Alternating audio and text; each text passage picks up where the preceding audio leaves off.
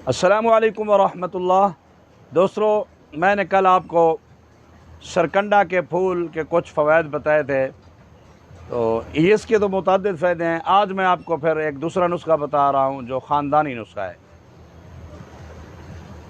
मसाना के अंदर गदूद हों, मसाना की नाली के अंदर इन्फेक्शन हो, पेशाब ना आता हो, सोजन हो, वर्मे हों,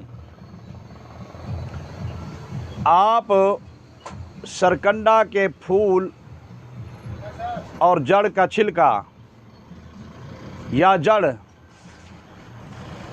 3 से 4 तोला 40 ग्राम बनता है। वैसे 1 तोला 12 ग्राम का होता है, लेकिन आजकल 1 तोला 10 ग्राम का होता है। तो 40 ग्राम ये जड़ें सरकंडा की या ये फूल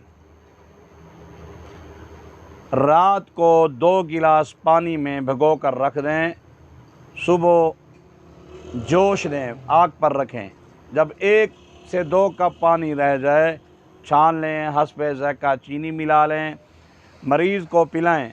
और इस नुस्खा को आप चंद दिन, चंद माह जारी रखें, इंशाअल्लाहुल अज़ीज़ फ़ौरी रिज़ल्ट देगा।